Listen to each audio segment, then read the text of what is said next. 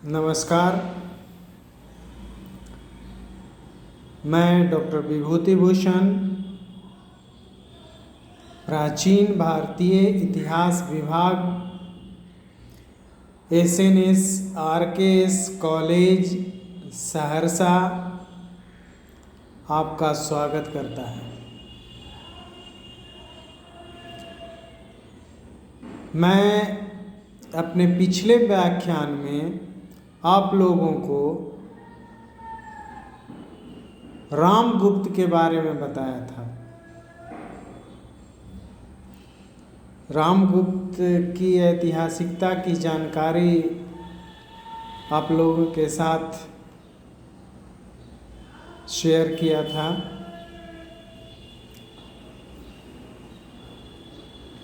आज मैं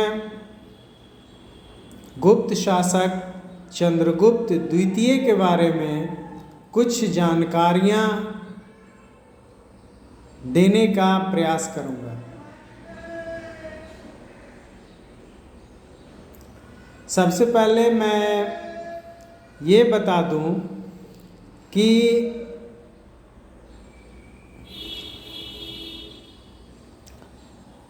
चंद्रगुप्त द्वितीय के बारे में जानने का साधन क्या है।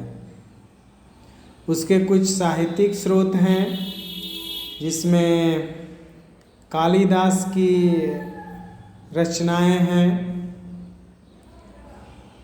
फिर विदेशी यात्री फाहियान के यात्रा वृत्तांत है, फिर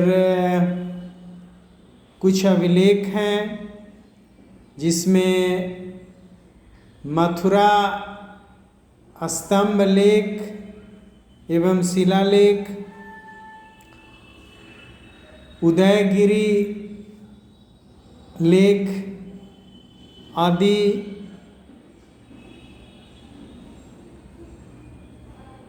चंद्रगुप्त द्वितीय के जानकारी का स्रोत है। उसके कुछ सिक्के भी मिले हैं, इनसे भी चंद्रगुप्त द्वितीय के बारे में जानकारियां मिलती हैं।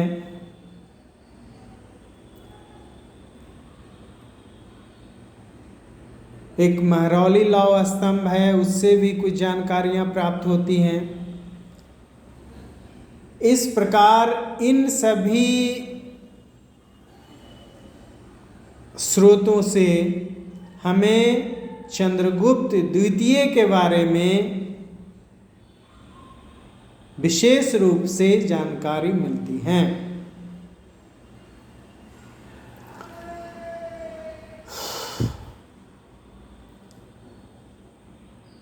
अब आप लोगों को ये बता दूं कि समुद्रगुप्त की प्रधान महिषी दत्त देवी से उत्पन्न पुत्र चंद्रगुप्त द्वितीय था।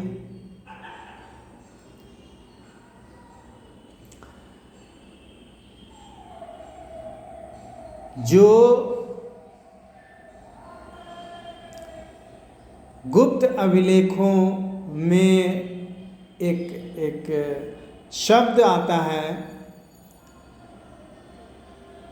तत्परिगृहित, जिसका अर्थ है चुना जाना। अर्थात समुद्रगुप्त द्वारा चंद्रगुप्त द्वितीय को उत्तराधिकारी के रूप में चुना गया था।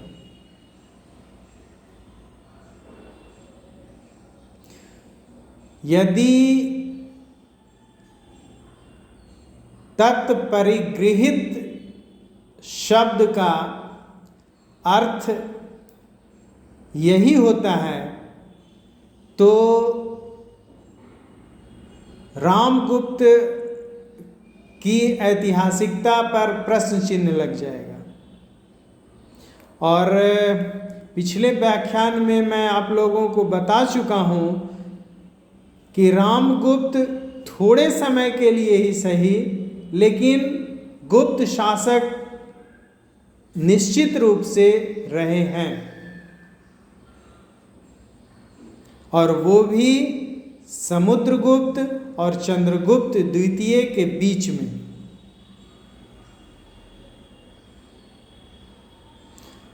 तो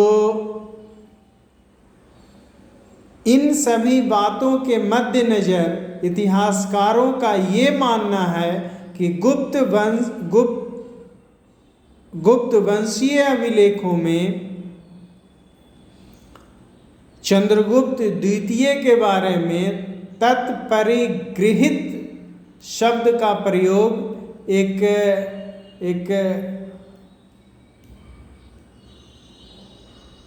निष्ठा प्रदान करने के लिए, पद की निष्ठा प्रदान करने के लिए कही गई होगी।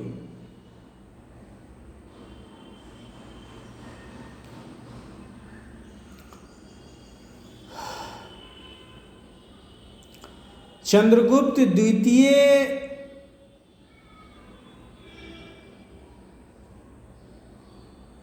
के शासन का पहला लेख मथुरा स्तंभ लेख के रूप में प्राप्त हुआ है, जो 380 ईस्वी में उत्कीर्ण करवाया गया था। और ये चंद्रगुप्त द्वितीय के शासन के 5वें वर्ष में अंकित करवाया गया था। अर्थात चंद्रगुप्त द्वितीय का शासन का प्रारंभ काल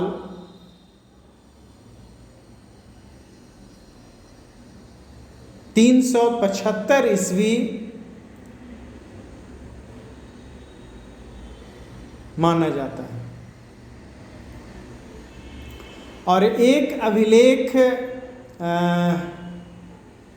विलसद से कुमार गुप्त प्रथम का मिलता है, जो 415 ईस्वी का लेख है। अर्थात 415 ईस्वी में चंद्रगुप्त द्वितीय का शासन संभवतः समाप्त हो गया होगा। इस आधार पे इतिहासकार इस नतीजे पर पहुंचते हैं कि चंद्रगुप्त द्वितीय का शासनकाल संभवतः 375 ईस्वी से लेकर 415 ईस्वी तक रहा होगा। अर्थात करीब 40 वर्षों का एक लंबा शासनकाल चंद्रगुप्त द्वितीय का था।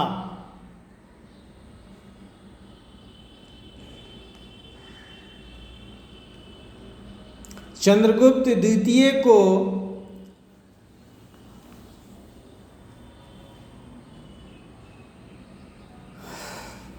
कई उपनामों से भी जाना जाता था, जैसे देवगुप्त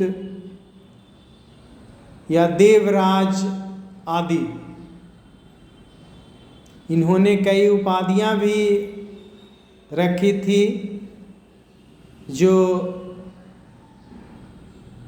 सबसे प्रचलित उपाधि विक्रमादित्य था, फिर विक्रमांक था, और परम भागवत आदि रखी गई थी। इससे चंद्रगुप्त द्वितीय की एक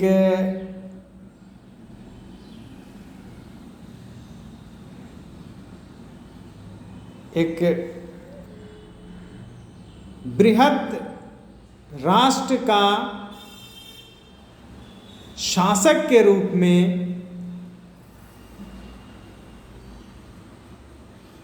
जाना जाता था और एक वैष्णव धर्म के धर्मनिष्ठ शासक के रूप में भी इन्हें जाना जाता था।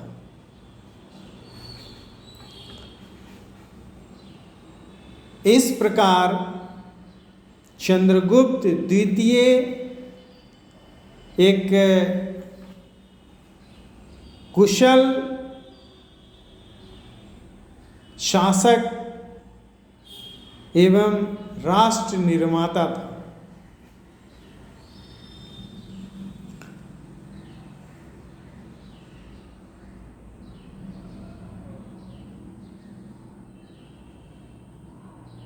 चंद्रगुप्त द्वितीय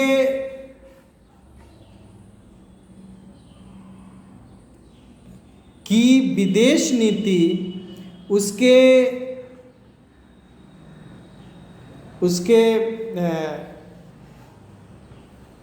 पूर्वजों के अनुसार ही वैवाहिक संबंध का स्थान महत्वपूर्ण रहा था। जैसे चंद्रगुप्त प्रथम ने लिच्छवी राजकुमारी कुमार देवी के साथ वैवाहिक संबंध स्थापित कर एक प्रतिष्ठित शासक के रूप में अपने आप को स्थापित किया था। उसके बाद समुद्रगुप्त ने भी कई शकों और कुषाणों से कई कन्याओं को उपहार में प्राप्त किया था। फिर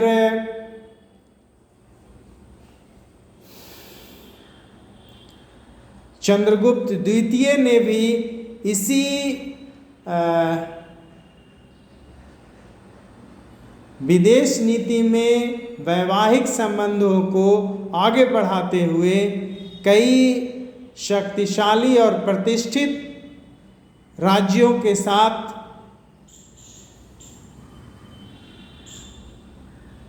वैवाहिक संबंध स्थापित किया था।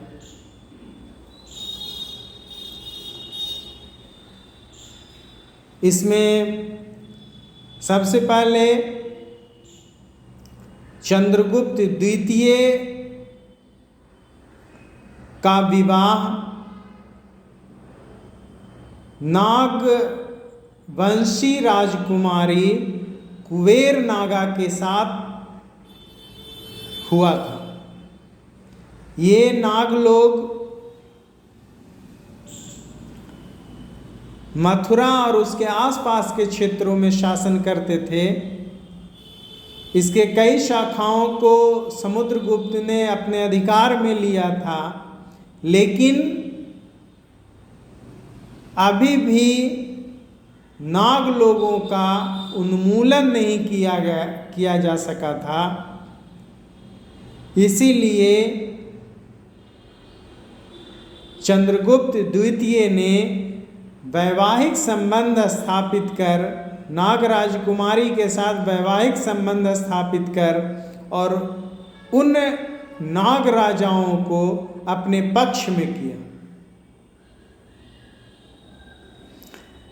इसी कुबेर नागा से एक पुत्री प्राप्त हुई जिसे प्रभावती गुप्ता कहा जाता है,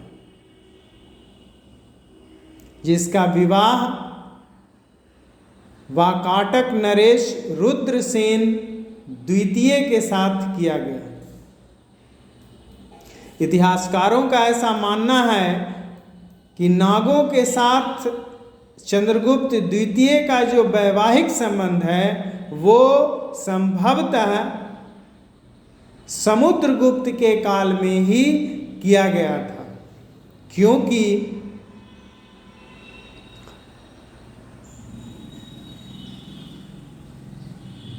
चंद्रगुप्त द्वितीय के राज्याभिषेक के पश्चात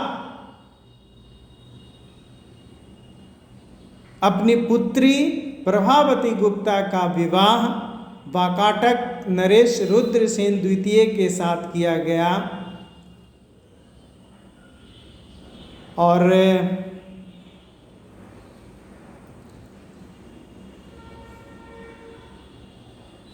यदि चंद्रगुप्त द्वितीय अपने शासनकाल में नागवंशी राजकुमारी के साथ वैवाहिक संबंध स्थापित करता तो संभवतः विवाह करने लायक उसकी कन्या प्रभावती गुप्ता नहीं होती। इसलिए इतिहासकारों का मानना कि चंद्रगुप्त द्वितीय का विवाह नागराज कुमारी के साथ समुद्रगुप्त के समय हुआ था, यह सत्य के बहुत निकट है।